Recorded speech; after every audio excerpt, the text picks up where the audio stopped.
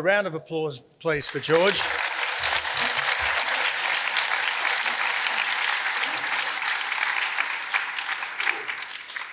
And it's a particular honour to be introduced by someone who has not just worn our country's uniform, but has seen active service in our armed forces, because they are the best of us,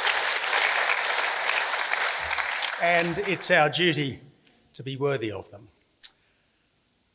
So, ladies and gentlemen, I'm speaking tonight not just as a fellow of the Institute of Public Affairs, but also as patron of Worldwide Support for Development, that is sponsoring this event. Worldwide Support for Development is one of the many charities of Dr. Haruhisa Handa, one of the world's serious philanthropists, whom you might know better as the founding sponsor of the Handa Opera on Sydney Harbour, taking place right now, not far from here. Dr. Handa is one of the most remarkable men I've ever met, almost uniquely selfless, whose businesses give away all their profits to good causes right around the world, from hospitals in Cambodia to universities in Britain to wildlife protection in Africa to performing arts here and to disability golf and veterans organisations everywhere. And I thank him for helping to make this night possible.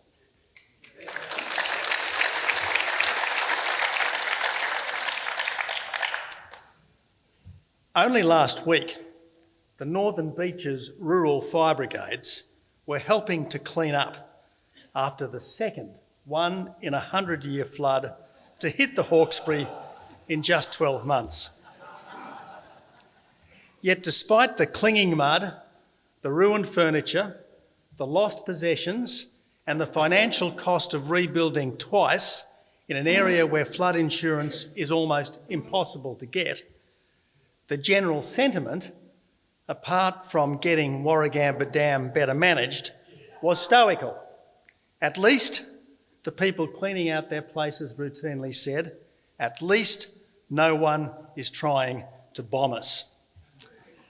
Now, this readiness to have a go and to keep having a go, despite difficulty and despite bad luck, was very much in evidence, plus the understanding that however hard things might be right now, we're still lucky to live in Australia. Having a go and counting our blessings, courage and optimism, these should be our chief characteristics as Australians. Just a few days after Governor Phillip raised the flag and toasted the King, on that very first Australia Day in 1788 came our first Christian sermon to the soldiers, sailors and convicts who just travelled 8 months in leaky ships halfway around the world to a strange and often perplexing land. Its theme, "What shall I render unto the Lord for all his benefits towards me?" It's worth remembering too the British government's instruction to Phillip to live in amity with the Aboriginal people, plus Phillip's declaration that there can be no slavery in a free land. Because it wasn't just a motley crew of men and women that had arrived. It was a set of values and a way of life and a determination to improve. And so we got on with it, learning to farm and to herd through drought and flooding rains, settling over vast distances and coming to terms, and it's still unfinished business we know, with the indigenous people, turning an ancient land into a modern economy, and generally welcoming newcomers, first from the British Isles, but later the four corners of the earth, to create a life as free, as fair, and as prosperous as any. Failure didn't matter, provided you never gave up, or to put it in the Australian vernacular, if you had a fair go, you'd get a fair go. As W.C. Wentworth put it back then, Australia stands with flag unfurled, a new Britannia in another world. We became the world's best source of wool, and for a time its biggest source of gold. Marvellous Melbourne was briefly the second city of the empire, while we kept fed the workshop of the world. Victoria invented the secret ballot. South Australia was the first place to give women the right to stand for Parliament, and Queensland was the first place. I think these are Dr. Handa's fireworks. Thank you, Dr. Handa, for this rousing salute.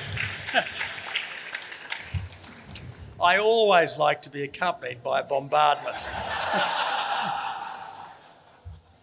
And Queensland was the first place to have a democratically elected, constitutionally formed worker government.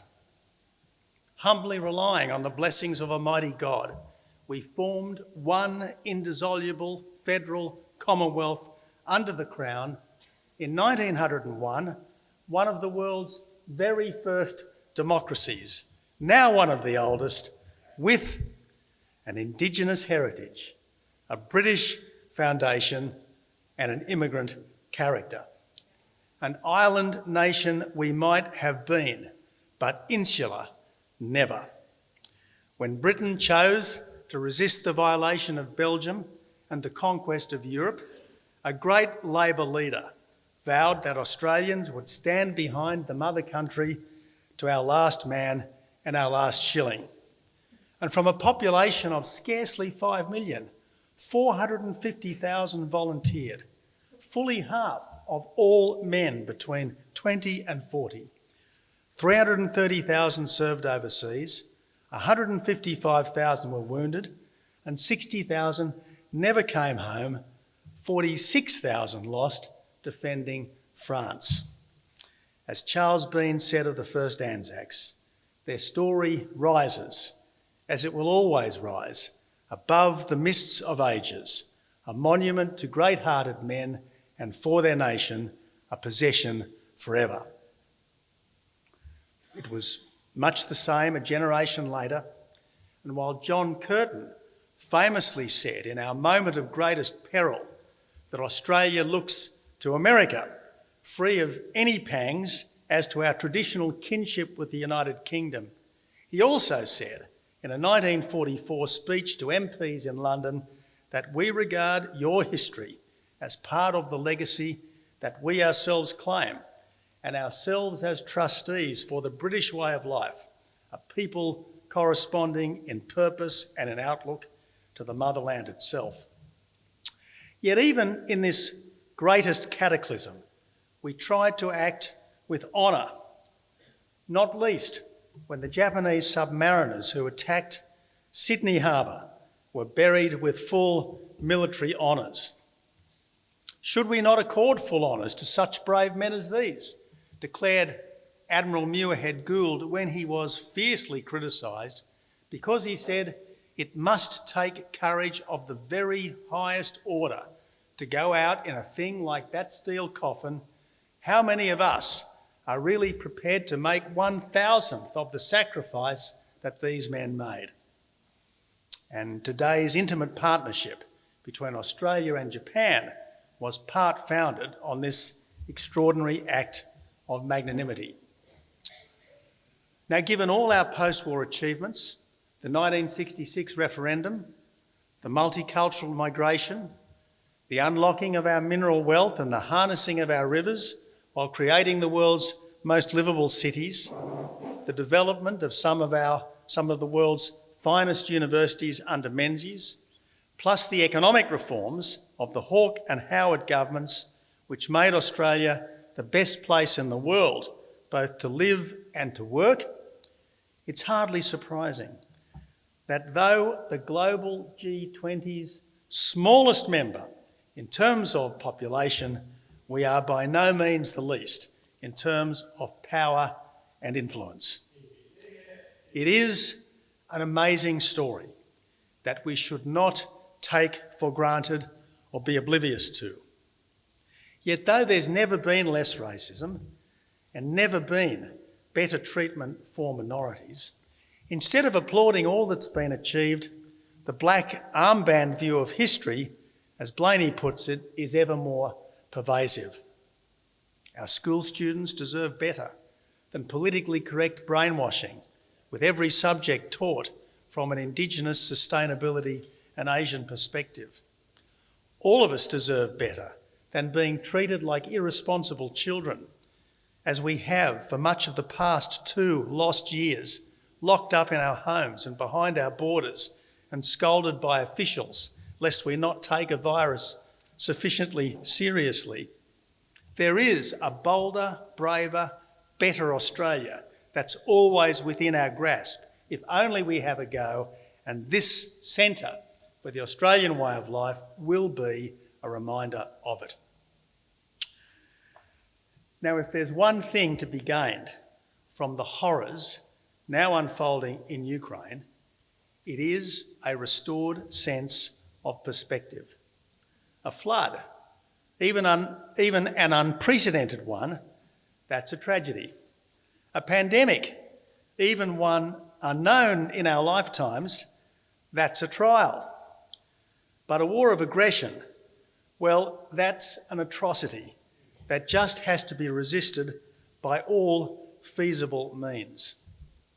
It's our freedom that the Ukrainians are fighting for, as well as their own.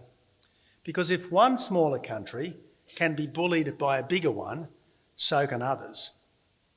A people who've survived hundreds of years of foreign rule and Stalin's man-made famine that killed perhaps 5 million, who've endured poverty and kleptocracy, are now showing the whole world how freedom and independence should be valued and fought for. It's their version of Lloyd George's vision to a generation about to enlist. The stern hand of fate has scourged us to a new elevation where we can see the great everlasting things which matter for a nation. The great peaks we had forgotten of honour, duty, patriotism, and clad in glittering white, the great pinnacle of sacrifice pointing like a rugged finger to heaven. Now maybe the Ukrainians will pull off one of the most miraculous victories ever. Maybe the Russian people will revolt against what their tyrant is doing. We can but hope and help. Or maybe they'll be ground into a sullen submission as the world enters a sterner, poorer, darker time. Putin's pretext is the supposed mistreatment of ethnic Russians, peoples he claims who still identify as Russian, even after being in what was the Ukrainian Soviet Socialist Republic and then independent Ukraine for over 100 years. Now, putting aside the fact that Putin seems to have united Ukrainians as never before, whatever their cultural backgrounds, isn't it one of our singular achievements here in Australia that national loyalty transcends cultural difference? Regardless of race, faith, culture, class, gender or sexuality, here in this country, what unites us should always be more important than anything that divides us, and the past is something we learn from, not live in. If Ukrainians are ready to die for their country, what about us, who would seem to have even more to cherish? That liberal, humane order that has made the whole world more free, more fair, and more safe than ever before only came into being because countries like ours created it and then fought for it. So we should better appreciate this achievement, especially as the Ukrainians strive so mightily to emulate it. I can't think of a better time to launch this Centre for the Australian Way of Life and to announce that my next personal project will be a new history of Australia, reflecting the pride I feel and that all of us should feel in our great national story.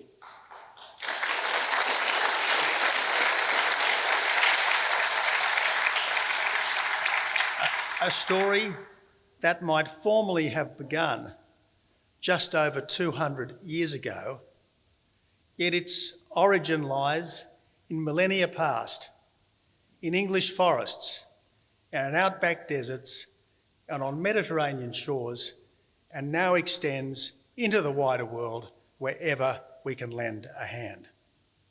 And finally, given his own family's history making and shaping role in it, from telling the hard truth about Gallipoli, to founding our finest newspaper, to telling all sides of the big stories, to a preference for individual freedom and personal responsibility, I can't think of a better person formally to launch this centre than Lachlan Murdoch when that happens later tonight.